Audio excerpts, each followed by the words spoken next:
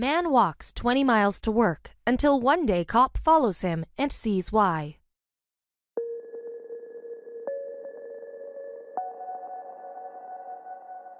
But before we start, please make sure to subscribe to Did You Know and hit the bell so you never miss an upload from us. Also, leave a like right now.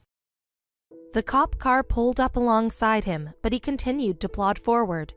But the cop car continued to follow. He had to make it. 10 miles to go and he'd be safe. He looked at his watch and walked faster, his legs burning as he powered on.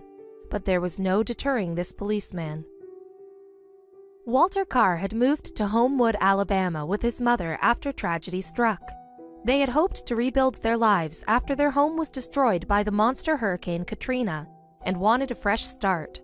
Walter was a 20-year-old student, but he was determined to work to support his mother. Little did he know just how hard that would prove to be. Walter had heard that there was a position available at Bellhops, a moving company about 20 miles away from where he lived. It was far to travel, but he had his trusty old car, so he drove over and filled in the application and was lucky to get an interview right then and there. He shook the hiring manager's hand and agreed to start the very next day. If only it were so easy. Just a few feet away from his driveway, his old car spluttered to a halt. Walter's heart started to race as he opened the hood and peered inside.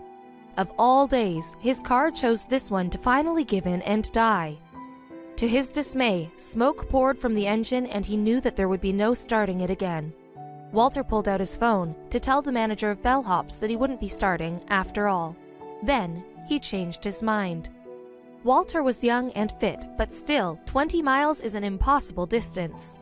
But Walter was determined. Maybe he could do it. He keyed in the address into Google Maps. Then he started to cry in defeat. It would take him 7 hours to get there on foot, and he had no money to get his car repaired.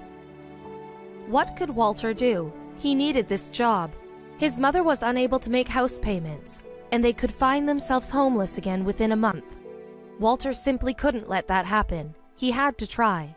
So he set his alarm for 12 a.m. and tried to get a good night's sleep. When 12 a.m. rolled around, Walter awoke. He pulled on his most comfortable sneakers, threw on his jacket, and set off into the night.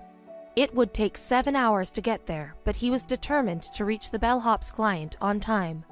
As if walking the back-breaking 20 miles wasn't enough, life decided to throw Walter another curveball. Walter had started his walk at a brisk pace, but by the time he reached the halfway mark, his legs were shaking. Sweat poured from his face and his feet burned. He had walked over 10 miles, and the exertion was taking its toll. The thought of losing his job on the first day kept him going, as he focused on moving one foot after the other again and again. Then he saw the flash of blue.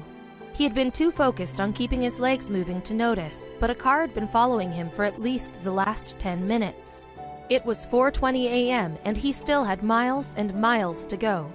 Then the car flashed its light and blared its short warning siren, and he knew they were there for him. Walter turned his head to see the cop car rolling up beside him. "Where are you rushing off to, buddy?" the cop asked, pointedly. He had had a rough and late night on parole duty, and the last thing he wanted was more trouble. Walter, gasping for breath, tried to answer him without breaking his stride. He was all too aware that the clock was ticking. The cop had seen enough and ordered Walter into the car. He didn't care to find out what this young man was doing in the street at this late hour. As far as he was concerned, he was up to no good. But when Walter mustered enough breath to tell him the reason for his late-night walkabout, his eyes widened in disbelief. Officer Sean Gray had seen many things in his life, but this boy's determination astounded him beyond belief. They drove the next 6 miles in silence until Walter saw the house appear in the distance. Relief crashed over him like a wave. He had made it before time had run out. He thanked Officer Gray and shakily got out of the car. But there were still more surprises for Walter on that fateful day. The policeman escorted Walter to the door and told the homeowner, Jenny Hayden Lamely, how he had traveled 14 miles on foot to help her with her move. She was flabbergasted by his dedication. When the rest of the Bellhops crew arrived, Walter tirelessly got to work loading boxes onto the moving van. He was exhausted, but he kept going. Then, Jenny wrote the post on Facebook that exploded overnight. Jenny's Facebook post read, "Yesterday was a long day, but a good day. Chris and I woke up around 5:45 a.m. to get everything staged and ready for our movers. Around 6:30 a.m. the doorbell rang. It was a police officer. He proceeded to tell us that he had picked up this nice kid in Pelham early this morning. The nice kid, Walter, said he was supposed to help us with our move today. It was his first day with his moving company, Bellhops, and he was training today. The officer proceeded to tell us that the previous evening, Walter's car broke down and he didn't know how he was going to get to work. So he left Homewood at midnight and started walking to Pelham on 280. He walked all night to get from Homewood to Pelham because he needed to get to work." Jenny was so awed by Walter's determination to get to his job that she started a GoFundMe account to raise the money he needed to repair his car. The target was set at $2,000. But when the Nietzsches read Jenny's heartfelt post, the original amount was exceeded by a whopping $32,000. But soon after, Walter's actions got the attention of Bellhop's CEO, Luke Marklin. Marklin immediately got into his Ford Escape and drove it from Tennessee to Homewood. On his arrival, he presented a gobsmacked Walter with the keys. Walter couldn't believe his eyes. The CEO of Bellhops had just given him his own family car. It was all too overwhelming. And Walter started to cry. He had never experienced such kindness before, as the whole community rallied behind him and cheered him on.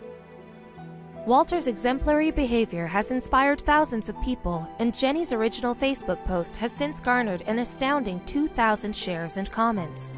One commenter wrote, "I'm definitely really touched by his journey as well.